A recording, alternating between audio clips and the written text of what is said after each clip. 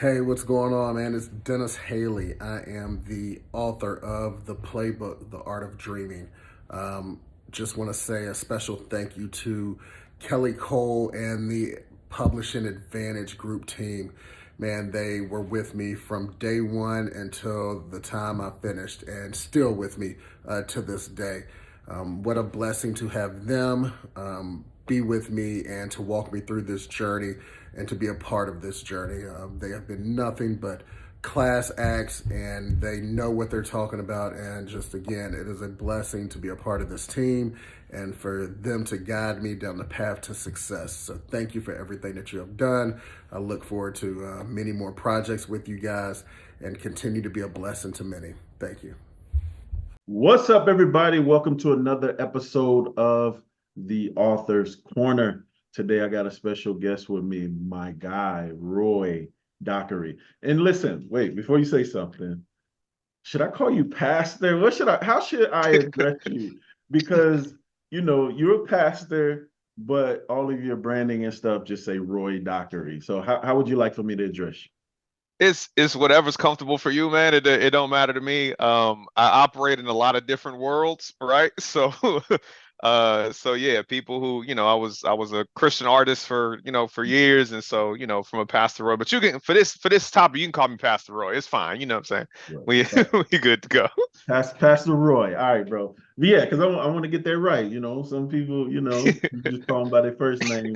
They don't like that. But Church folk cool. get to correcting you. You call them by their first name, You, but you hear nah. me? Bishop, apostle, I just want to get it right. But good stuff, bro. But real quick, for the people who don't know you are, just give them a quick summary of who you are, and we'll jump into it. Yeah, sometimes it's a hard thing to answer, but I mean, essentially, so I'm an author, obviously. I'm on here. I've been a technology executive for the last 15 years.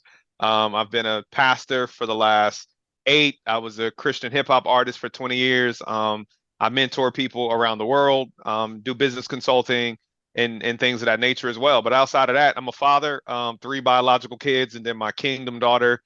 We serve my community a lot. I'm always the pastor over outreach, right? So the block parties and the homeless outreach and kind of reaching out to people outside of the four walls of the church has always kind of been my passion since I got saved when I was in college at 19. So, and we do a lot of service. My family does a lot of stuff around restorative justice. I serve as a judge at a teen court program. I also operate a legal aid clinic. So I do a lot, but it's just taking every gift that God gave me and just use it to edify his kingdom as much as possible. So yeah, so that's just a little quick summary. Yeah. Good stuff. Good stuff. So tell us a little bit about your background. Where did you grow up?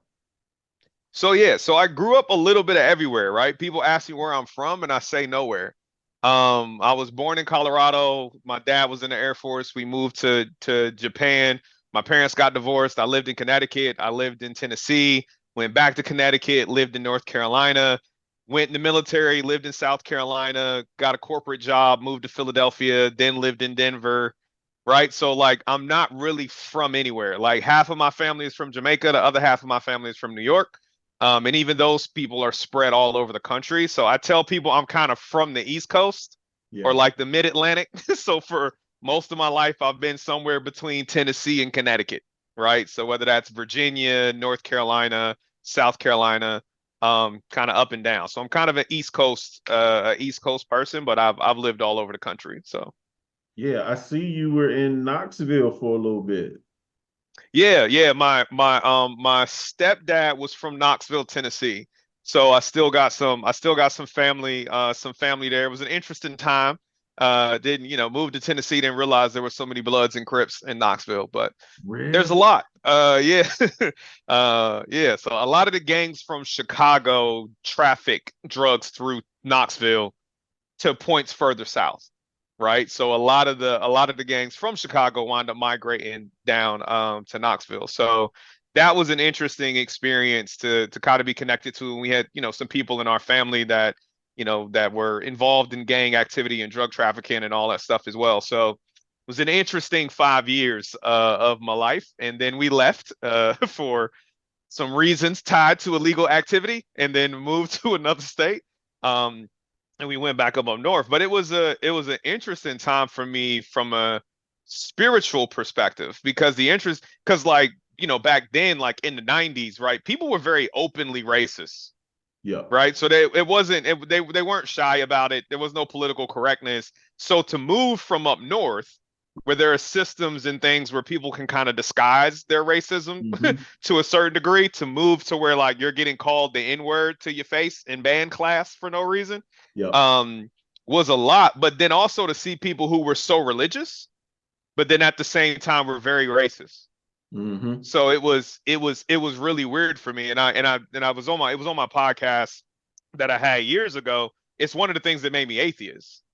So Hmm. like being around a bunch of racist people who claim they love Jesus, and then being around on the other side a bunch of pastors who took advantage of poor, uneducated, you know what I mean, like working class black people. So they drive in a Cadillac and everybody broke.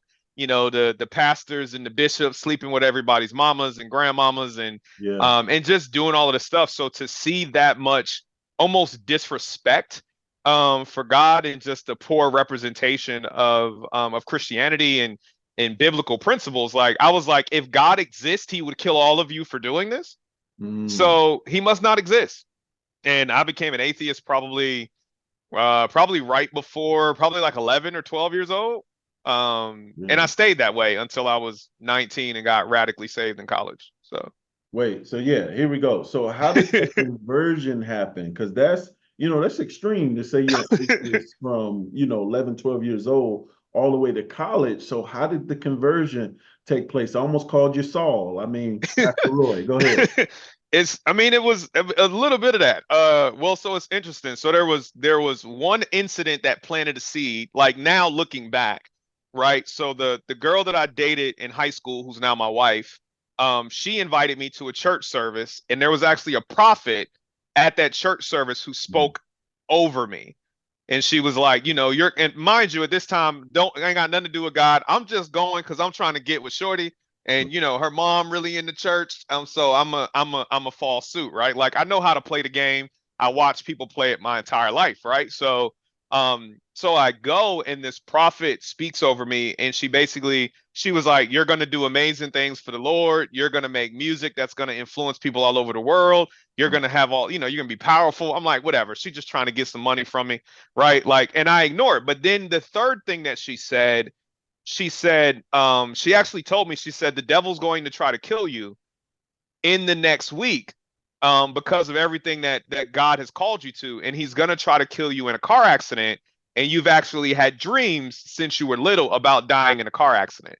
Wow. And so when she said that, I'm a logical person, right? Like my professional background is in engineering, right? So I'm a very logical, I've got a degree in nuclear engineering technology, right? Like very logical person. And I'm like, I've never told anybody that.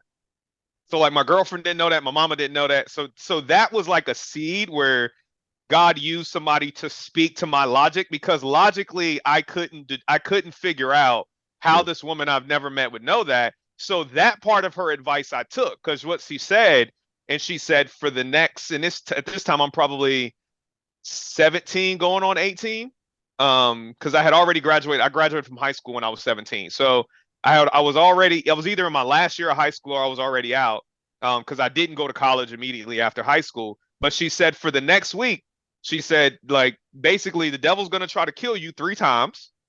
But she said if you drive to, like, you got to drive your normal route. If you drive to work, to home, whatever, don't deviate, don't do anything that, you know, like don't vary. She's basically said God put angels along all of those pathways, and he will protect you Wow. as long as you follow this, right? That's the whole thing. Prophecy normally requires obedience, Right. um, which we seem to miss in current things with prophecy. I don't know. But even then, I was like, look, nobody. So even I ignored everything else she said. Nothing else she said mattered. But I'm like, I've always had a dream of dying and being burned alive in a car accident. Wow. Like as long as I could remember, right? I'd wake up sweating because like I was in the car on fire. Um, and so I did that over the course of a week. And I kid you not, one day I was driving, I was in Raleigh because this is when I was in high school. I was in Raleigh, and I heard something tell me to change lanes. And so I changed lanes and a piece of rebar dropped out of the back of this like Duke Energy truck, flipped in the air, and landed in the windshield of the car behind me. Wow. So like, and I mean like right at the lady's face. But because she was further behind me, it didn't go all the way through. So Yeah. I'm watching her pull off the road. Somebody else tried to run me off the road, but something else said, look to your right. I looked to the right, and there was this guy in the truck who literally just took the steering wheel and tried to ram me off but because I could see him, I slammed on my brakes. The car drove off the road, right? And this is on Miami Boulevard in Raleigh, North Carolina. I was on my way home. The dude drove off flipped his truck over and everything, and I just drove off. Um, and the third one, same thing. Like somebody was about to hit me, and then I drove through the light. But I distinctly heard something talk to me all of those times. But again, I paid attention to it for that, and then that was it, right? I was done. I was safe. I didn't start going to church. I didn't really believe anything. Then when I got to college, my freshman year of college, I was supposed to have knee replacement surgery.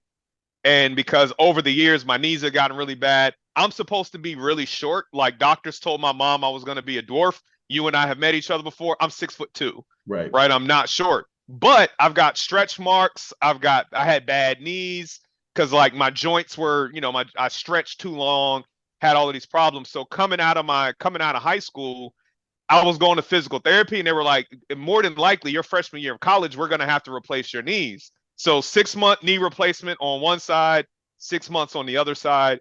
Um, and my friends knew this, so there was a Bible study on campus, and basically they told me that hey, there's supposed to be this guest preacher coming, and they're gonna have like a healing session or whatever, right? And I'm like, I'm not going to that, right? Like y'all a bunch of clowns. Like I'm not doing this. Y'all ridiculous. Interesting thing, most of my friends were on the football team. They were substantially larger than me, and they were like, you will go by force or by choice. And so I was like, all right, I'll go. And I went into the Bible study or whatever because it was a college Bible study. The guy was like, if you all need healing or prayer or whatever. So my friends made me go up there. And so I'm standing there and I'm in this line, right? And so he's going down the line and he's praying for everybody. And before he gets to me, I get pulled to my knees. He's not even at me yet. He's not praying for me. I get pulled to my knees and water just starts running out of my face. I'm not crying, right? Because I know what that emotion feels like, but there's just water pouring out of my face. And I know now, like I just felt the presence of God like sitting on me. And I heard that same voice that told me to move years ago say, why do you hate me? Mm. Saul, why you And kicking I was against just, the pricks? yeah. And I'm just like, and it was, like in that moment, he said, why do you hate me? Like, what did I ever do to you? And then in that moment, it was just, I was sitting there, the guy came in front of me and he prayed when I was on my knees and I still couldn't move. So when I finally felt the presence like raise off of me, like I was able to stand up, my friends are looking at me like, what the heck just happened?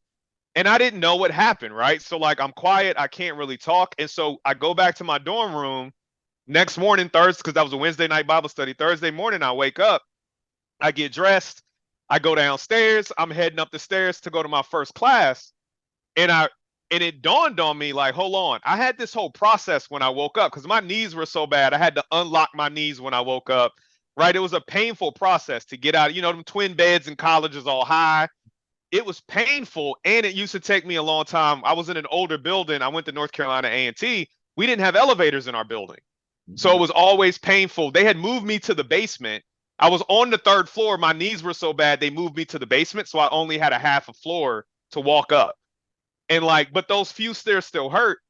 I was running up the stairs on my way out the building. Wow. And then I was like, wait, hold on. Like, my knees don't hurt. So me being the logical, difficult person that I am, that God knows, I was like, okay, so if my knees feel better, right? If I'm healed by these holy people, then I put my backpack down. I went and grabbed the basketball because I love basketball. I've played basketball since I was 6, 7 years old. I played basketball from 9 o'clock in the morning to like 8 or 9 o'clock at night, Wow. nonstop. Then Friday, I played basketball from 8 o'clock in the morning to 9 or 10 o'clock at night. On Saturday, I played basketball from 8 o'clock in the morning to 9 or 10 o'clock at night. And at 10 and on Sunday morning, me and every friend and everybody who knew me, basically in my dorm, all got on the bus and went to church. Wow.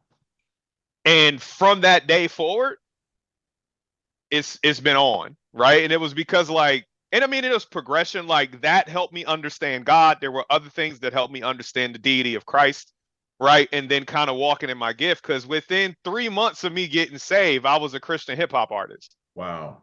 who Now, had never rapped before. I had never rapped before. I had never wanted to be a rapper. Nothing. I wrote poetry, but then my best friend that I wound up connecting with was a producer from Chicago.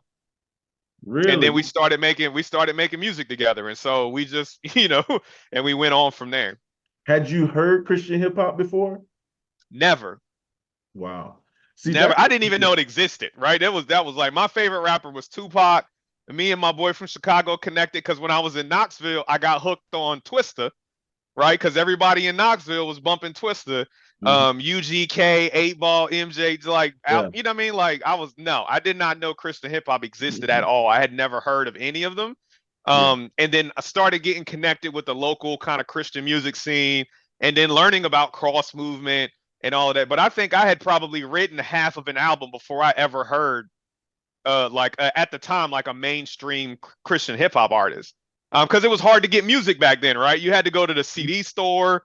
Like you Yeah. had to you couldn't just look it up, right? Like and you didn't if you didn't know their name, you couldn't find them on MySpace, right? This is Right. pre-Facebook time. So yeah. Yeah, man, that's interesting. So that Chicago connect. So if you don't know, I was born and raised in Chicago and then moved down here to Bristol, Virginia slash Okay. Knoxville is Yeah. actually about an hour or some away from us. So I Yeah. know what you're talking about. Yeah, Twister was it for Chicago. That was our guy. Then Common came a little later, but man, so you become a Christian hip hop artist right after being saved. What was that journey like? And then we'll transition. So, what was that journey like from going into Christian hip hop? And if you didn't know, I got saved at a Christian hip hop concert. No, I didn't know that. Yep. Um, but and I can use this to kind of tie us in. I know we're here to talk about a book, right? Like what Christian hip hop did was I'm still an introvert, right? But I was very introverted, didn't like to speak in public, but I loved writing. So I love writing essays, poetry, whatever else. I always loved writing. So what Christian hip hop did was it gave me the ability to speak publicly because I became a Christian hip hop artist, which also put me in a position to be a social justice activist, right? Because I've always been very intelligent, kind of in tune to what was going on. So Christian hip hop moved me into public speaking. Public speaking is what opened the door for me to be in ministry, and to be a pastor and to be able to preach. But then around that same time, like I get into my professional career, working up through the ranks or whatever, become a VP, in my early 30s, like back in Yeah. 2015. And because I'm a public speaker who's very creative, now I'm speaking at all of the events, right? I'm speaking at all of the, right? Like I can just, hold on, I'll just do this real quick. Not a flex, but like this No. is Yeah. these are the badges from these are the badges from 2023 to now. Wow. Just speaking engagements, right? And so and I don't know why my camera hated on that. It's but it just literally just stopped itself. But so in that I started speaking, and then because of the fact that I know how to engage with an audience, Yeah. right? I know how to use discernment and wisdom as well. Like I became one of the most sought after speakers like globally, right? Like I got recognized as one of the top 100 service visionaries and got handed an award in London Wow. last year, right? So it kind of built that way, and God just kind of kept using that to kind of help me learn how to use my influence in a way that is in alignment with my faith, right? Is in alignment with who he's called me to be, but then also how to build other people out in that. So then I started mentoring people is what led to me being a pastor, right? Mhm. Mentoring artists, having a record label, mentoring all the young cats that's around, and all of this other stuff is what eventually evolved into me being a pastor. And then, being on church staffs and trying to help the overall church culture, organizational culture, but I've also ran large global organizations for the last 10 to 12 years. So I also have a lot of stuff to add to a church when you're talking about logistics and business and just operations and organization and leadership development, discipline, performance management, and all of that stuff as well. So it's kind of God used that to open the door, I think, to get me to learn how to use my voice, Yeah. because now that's where my power comes from, right? I charge people $500 an hour to talk to me. Right. Yep. And I would have never done that if I didn't at some point get beyond, like, just having that, being in a closet writing my stuff down, right? And I know you deal with a lot of authors, right? And that's the thing. It's like once you write the book, it's how can you actually represent it and get in front of it. Yep. And a lot of people haven't had that journey yet that I know you help a lot of people walk through with your company as well, right? Because like you got to get through that. So I didn't know I needed that. God knew I needed it, and he kind of set it all up for me without me volunteering. But yeah, but it was definitely necessary. That's exactly how he does it. So throughout this whole time from high school and then when you got saved and became a pastor, you and your wife was together this whole time. What was that journey like? Yeah, no. So me and my wife actually broke up my freshman year of college. Mm, So everybody be dating and be engaged when they get to college, right? And then you get to college, you hit the reality, and then you wind up getting separated. So yeah, me and my wife separated my freshman year of college. I joined the Navy in 2006. So I went to college in 2001. I mhm. joined the Navy in 2006. Had gotten out of a relationship, right? Had dated other people, and then realized like the person that I had in high school is who I really wanted. I will just say, my wife don't mind me saying this. I wasn't the reason we broke up. She was, right? Everybody always blames the brother, Kelly. That's what I'm Right. saying. They always Yeah. blame the brother. Um, but she had a very like protective mom and all of that. So when she got her freedom, she used it. You know what I mean? So but then we wound up, when I was in the Navy, I was actually going through school. We connected back through like Facebook, right? Like through Facebook. And then I think we dated for like a month, and then I asked her to marry me. Wow. And so we started dating on. I'm a date guy, right? I always remember dates, and so like we started dating on August 29th. We got married on December 29th, and this year will be 18 years. Wow, man. Congratulations. Appreciate it. There's no better leadership than being a father and a husband. Hey, what's going on, everybody? My name is Tyler Campbell, and I am the author of The Ball Came Out, Life on the Other Side of the Field, brought to you by none other than the Publishing Advantage Group, Kelly Cole, and the entire team. Let me tell y'all something about them. Listen, they are there to help you. They really want to see you win. They want to help you get that message out. And collectively, as a team, you never feel like you're alone. There's no such thing as a bad question. They know the industry so well that they help you convey the message that will feed the masses of individuals that you come across. My book is #2 new release book on Amazon already, and it's already an Amazon bestseller. I hadn't even been a full week yet. All right. These individuals know what they know about the industry, and they share it with you, right? And they only want to see you win. You're handled with care. Make your book a bestseller today and go with the Publishing Advantage Group. They want nothing but the best for you. So, all right. Absolutely. Great transition. So, the art of leading, bro. Talk to us about the book and what inspired you to write this book.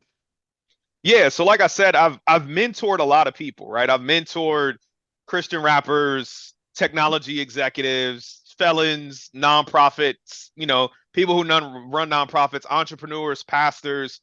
And for one, I would always get like, well, what book do you recommend? What book do you recommend? And so I've read like 100 leadership books, right? And I Yeah. always had this long list.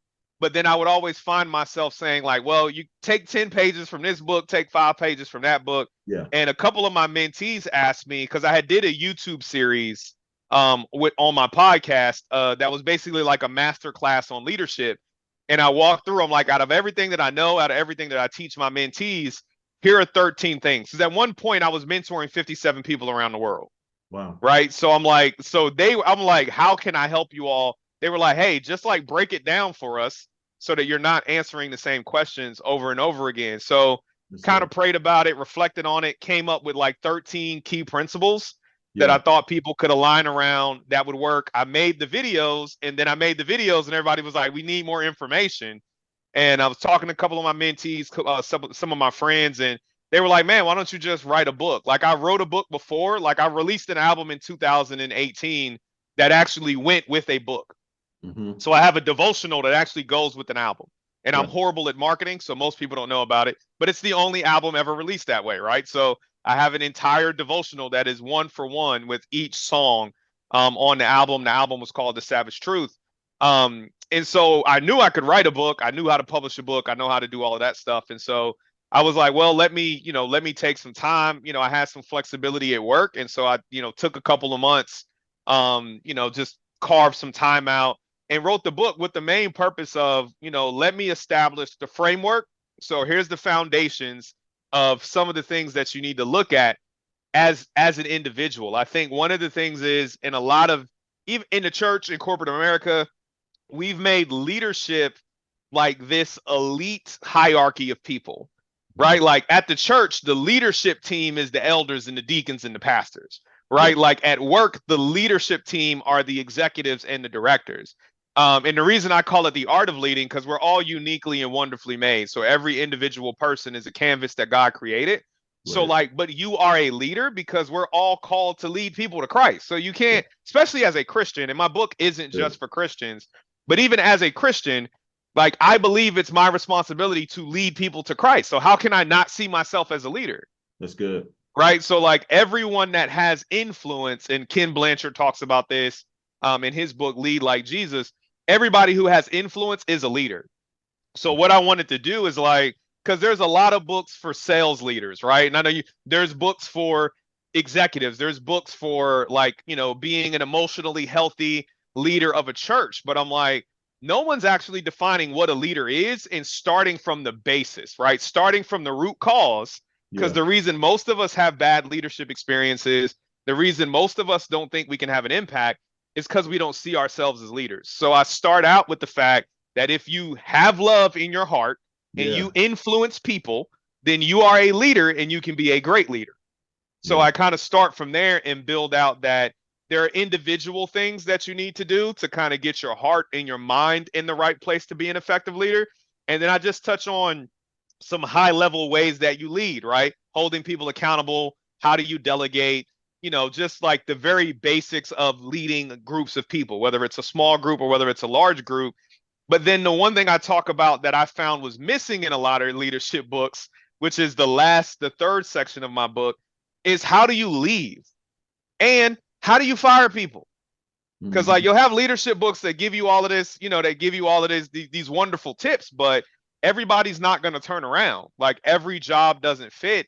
And this is rampantly bad in the church, Yeah. right? Like the church don't fire nobody unless you cheat on your wife or touch a kid. Like, Right. but some people are just bad at that job because you offered them a job that they are not good at. So like either develop them to be better at that job or learn how to transition people out of those roles so that you're not impacting the kingdom in a negative way, right? Mm-hmm.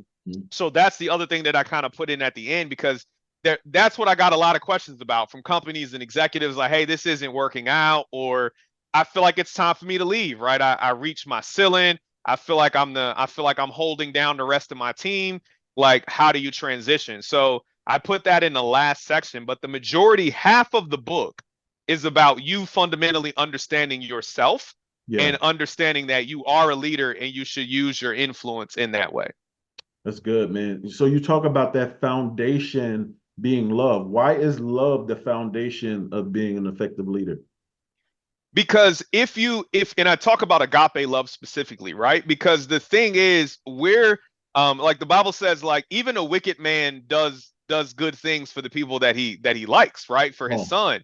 So when you look at leadership, a lot of us lead based on the people that we like. And that's why you have discrimination. That's why you have a lack of equity. That's why you have a lack of inclusion. yeah. If I'm leading from a place of love, which means you are made in the image of God, right? Yeah. Like I find value in your humanity. Like I want the best for you as a person, Yeah. which is what we should want for each other from a love perspective. When I lead from there, it just creates an environment that, you're going to have diversity, you're going to have equity, people are going to feel safe, you're going to have the psychological safety, and be able to have a crucial conversation, because most of our cultures and most of our organizations are built around people having common interests, Yeah. right? And people liking each other. So like that's why most of us go to work and we fake, because Mm, there's a part of us that we think, if I talk about this part of my religion, my political affiliation, my yeah. background, someone's not going to like me. Right. Where we got close friends that we love and we disagree with on stuff all the time, because it's not about like the basis of our relationship is love. Like the foundation of our relationship is I love you, I have love for you. So we're Yeah. able to disagree, we're able to have differences of opinion, but we're still able to effectively come together and leverage our strengths and leverage the gifts that God gave us, right, to do something meaningful. So that's why I started there, because a lot of corporate America, a lot of churches, it's built around it's built around similarity, Yeah. right? And it's built around common interests, right? It's the joke like, oh, this is somebody I'll have a drink with, right? Like, but that's not it. Like, I want somebody next to me that don't agree with nothing that I say, because I know they're gonna look at this different than me, That's right? good. And I also know they're not gonna hesitate to call me out, That's right? good. Like you don't want to surround yourself with a bunch of yes men. I mean, and again, that's something God just taught me over time, because my friend group, bruh, is very diverse in so many different ways, right? Like, I Right. mean, I'm some of religions, political affiliations, economic status, right? I got friends that are worth over $100 million.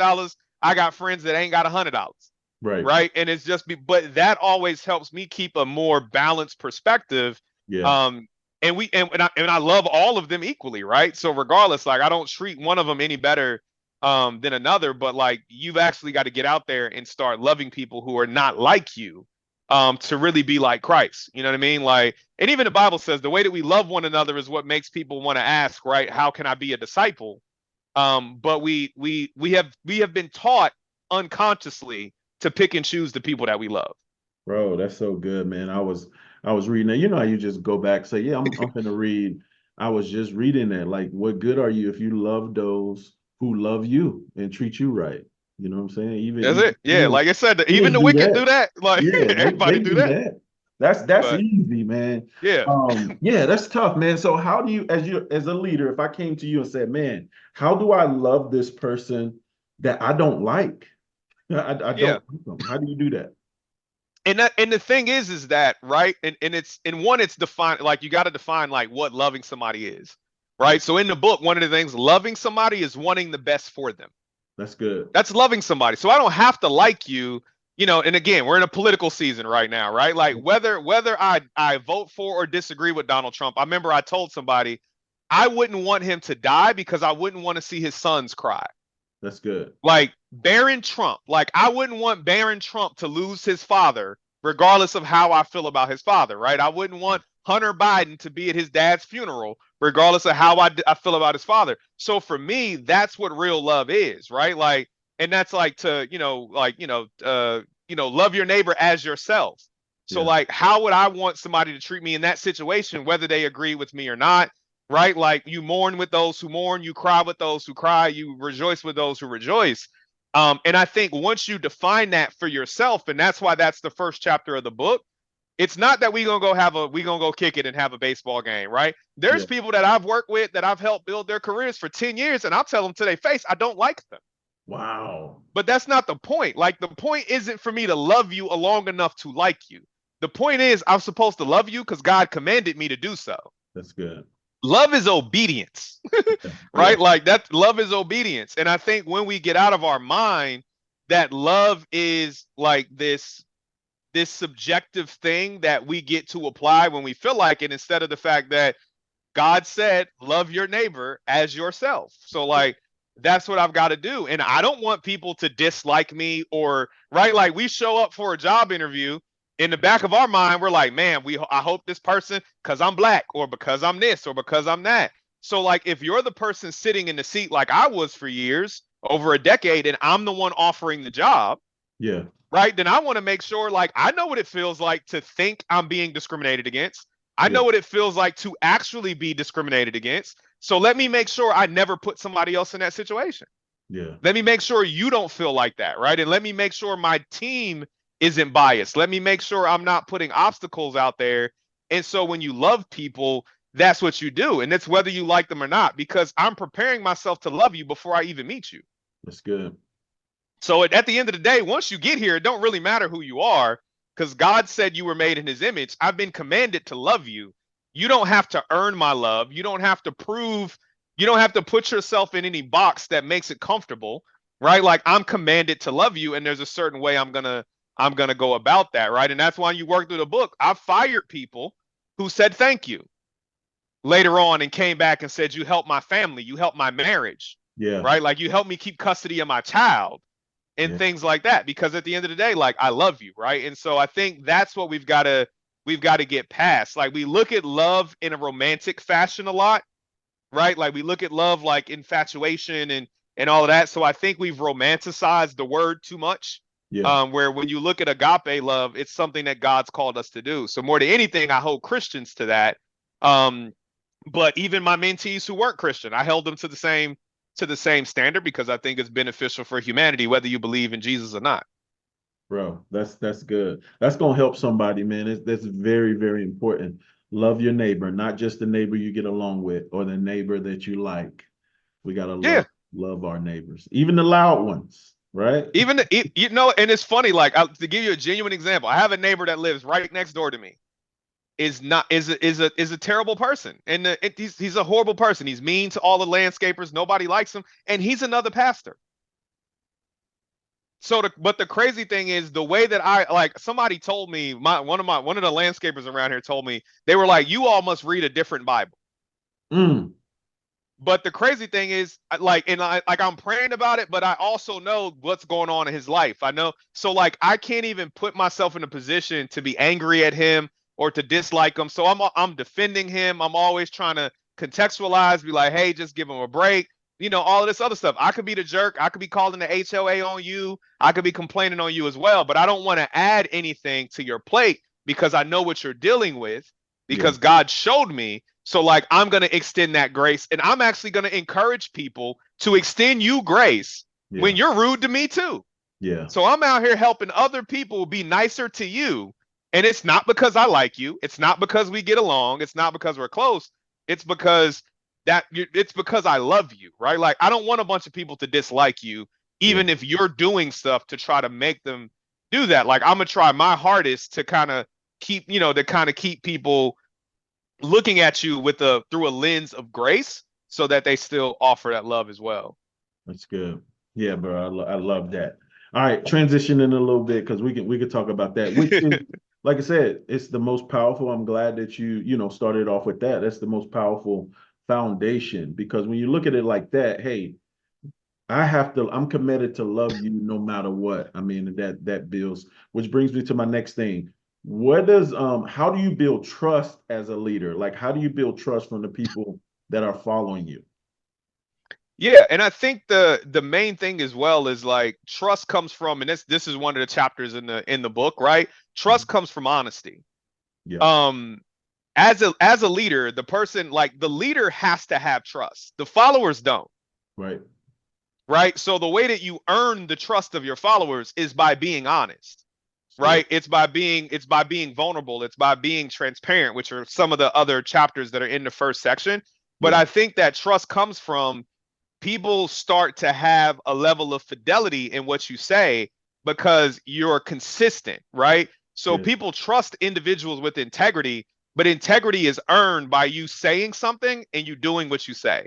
Yeah. Right. So that's why it's important to be honest, because if you exaggerate a little bit, if you leave out some detail, if you omit something critical or important, then people don't trust you, right? Because there's a misalignment between what you say and what you do. So I think the way that you get people to trust you when you're in positions of leadership, whether that's in church, right? Because we all know the church thing, right? Like, we all donate into the building fund, and then don't nothing get built. Yep. And then it ruins that relationship of trust between the parishioners and the church members. When the honest truth is, the quote that you got for 20 grand to do the roof was from somebody's cousin. Yeah. And the real cost to repair the roof is 120,000. Right. So that's why you raised the 20 and the roof still ain't got fixed yet. But you haven't told anybody that, because you're not being vulnerable enough to say, look, we got a bad estimate. We undercalculated the cost. Proverbs tells us to count the cost before we build the tower. You know what I mean? So like that's what a lot of people do. So like a lot of leaders, when they communicate something, like they don't own up if it's wrong or if it's a miscommunication. And then so over time you just erode that trust, right? So but that, to me, that's the importance. You've got to be honest. You've got to be vulnerable with your mistakes, with your shortcomings, with your gaps. And then you just got to have that consistency. You got to consistently do something. You got to consistently say something and do what you say. I think for a new author working with any publishing company that you have to ask questions.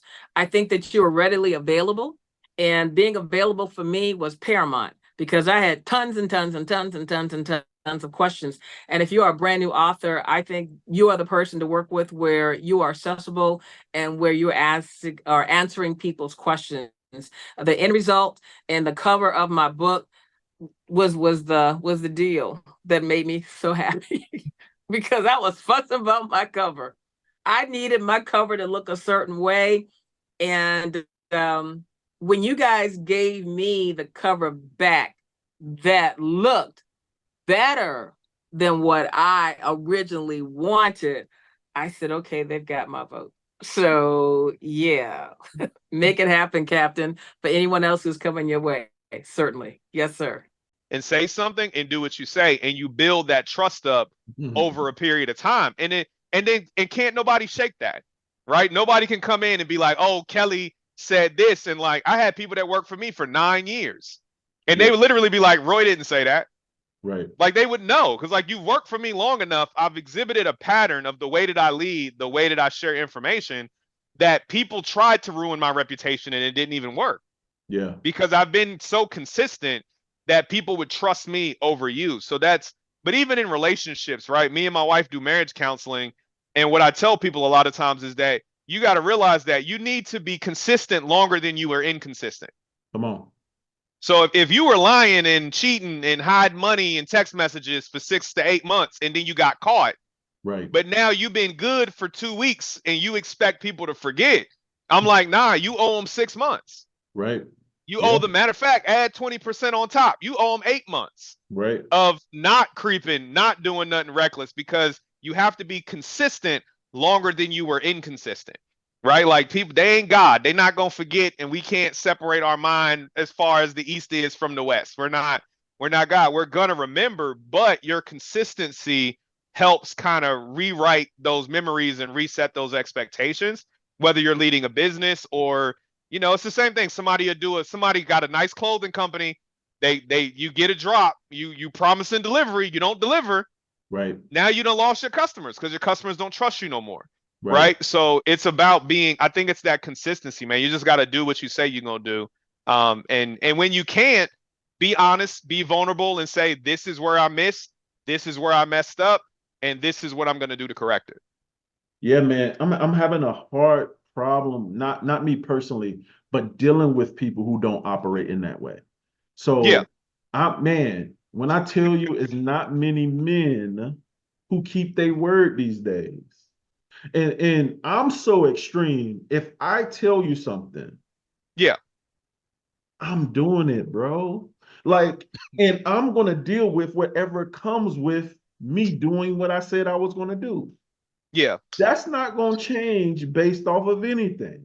And if something does have to change, like you said, we're going to have a conversation. I'm not just going to leave you hanging. Yeah. Bro, that's a huge problem for me, adjusting to having this expectation for people to be me, if that makes sense. Because I'm like, okay, if two men agree, I ask you enough questions, you ask me enough questions, and we agree. For me, ain't nothing changing that. There's no variables can change my agreement. But what I'm running into, bro, is variables change people's, the agreement. Yeah, no, and right, I know exactly the kind of stuff you talk about. Me and you were exchanging messages back and forth on Messenger, and you see how I am, right? Like it's bam, bam, I'm done, we good. All right, shoot me an email. But I think but I think we've learned over time what a lot of men haven't learned to do yet is to like, in a balanced way, I don't want to say in an intelligent way, but like in a strategic way, balance their commitments. That's good. Right? Like, I think when, you know what I mean? Like when you operate a certain way, like I'm a very organized person. My day is organized, my time is organized, my office is organized, my calendar is organized. Yep. Like you have people who accidentally commit to too many things. And then instead of saying like, because even me, I've got Calendly, right? I've got the links, but sometimes I got something with my kids and I didn't put it on my calendar. Yeah. So then I gotta apologize. I'm like, hey, I'm sorry, like I've got to move this over. But people don't know how to be vulnerable. Like it's what I just talked about. People don't know how to go back and be like, so people will ghost you instead. Yep. People will rather go to radio silence than to say, you know what, I ain't got it, or this ain't working for me right now, or I double booked, or I overcommitted myself. Yep. And then at the end of the day, it's also because to a large degree, and I'll speak specifically for Black men, there isn't a lot to hold us accountable in anything anymore. That's good. You know what I mean? Like in our families, the wives pick up all the slack. My wife was joking. We were at orientation. My oldest biological daughter is going to college in the fall, and the guy from housing, it was a Black guy from housing, probably in his mid-30s, and he was on stage, and he was like, you know how men are. We don't get nothing in on time. We don't check our emails. Blah blah blah blah blah. And my wife said out loud, not my husband. Right. But I hear that from the majority of women. I hear that from a lot of men, and it's become an excuse. It's an excuse if men don't plan. It's an excuse if men don't follow up. And I think it's almost like a default. Like we suffer from some kind of rare dementia that stops us from doing things. But I think at the end of the day is that there isn't a lot of consequence for us not doing it, right? Because even as men, when you do that, you go quiet. You know how it is. They ain't gonna talk to you for like a month, and then they gonna reach out to you like nothing happened. And we don't bring it back up because we don't feel like getting into the emotional conversation of why did you lie? Because we're like, I'm past it at this point. I've already moved on. So like there isn't that like holding people accountable like in that moment so people get away with it. But I'm the same way. Like my kids will tell you, I've never told my kids something that I didn't do. Bro, you preach it. Never, because I grew up in a family where that happened all the time. So I made a commitment a long time ago. And I always forget, I think it's in John 5. Like one of my I have to tell everybody my life scripture, but I don't remember the verse, which is hilarious. But it was because the Bible says like the man, because like I used to be a thief. I used to steal a lot of stuff. Like when I was atheist, I was wilding, right? I took advantage of every system I could, never got arrested, was stealing thousands of dollars, doing all kind of illegal stuff. Wow. Because I could always see holes in people's systems, which also makes me a very good executive, right? So same gifts, just using them without repentance, right? Right. But somebody when they'll watch it, but it basically, the Bible basically says somebody that stole would become somebody who works diligently with their hands to give to those in need. My primary ministry is outreach, right? Funded my own nonprofit for 6 years, That's good. right? And then it also says the man who used to lie will become obsessed with the truth. Man, that's right. So my podcast was called The Savage Truth. My album that I released in 2018 was called The Savage Truth. And even truth is in the subtitle of my book. And so I think that's what it is as well. Like, if you were someone that did lie, if you were someone who is good at lying, if you were someone who is good at manipulating, especially if you've done sales before, right? Like I think there's a level of conviction that you wind up having as well that is a little bit stronger than other people's convictions, that like I have to do what I say because God delivered me from not doing it. That's like good. God delivered me from lying, so I'm very honest. And so that's one way that I've helped myself not be frustrated, is because I realize I have a higher sensitivity around truth because of how God delivered me from lying. And a lot of people don't. So it's like a white lie to them, where to me, it feels like I'm spitting in God's face if I continue to lie after everything he's done for me. Right. So that's what I use to kind of give people grace, because a lot of times people are just trying to save face, right? They don't want to disappoint somebody. And I do a leadership tip every day. I said, so like I had somebody reach out to me that I hadn't talked to in like 3 years and was like, they had to apologize for lying to me. The other thing you have to realize is as a leader, when people hold you in high regard, one of the most painful things for them to do is to disappoint you. People will disappear on you before they disappoint you. And that just comes with, and God had to teach me, right? Like that comes with the level of respect and regard that people have for you, because of how you've been present in their life and how you show up. So like a lot of people will ghost you because they're not doing what they're supposed to be doing right now, right? Some of my mentees get quiet, right? Then all of a sudden I found that you got somebody pregnant, right? Like it's, and that's what it is. And so some of that distance is actually out of respect, um, of not wanting to disappoint you, especially when you play a role as a leader in somebody's life. Bro, that's good. Good word. But yeah, so just to piggyback on what you said, very true. Because my dad would tell me he was going to do a lot of things and never came through.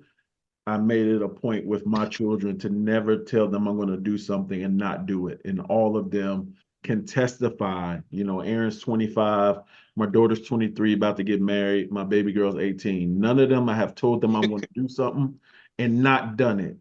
From Yeah. the smallest thing as, hey, I'm going to take you to the corner store on Friday.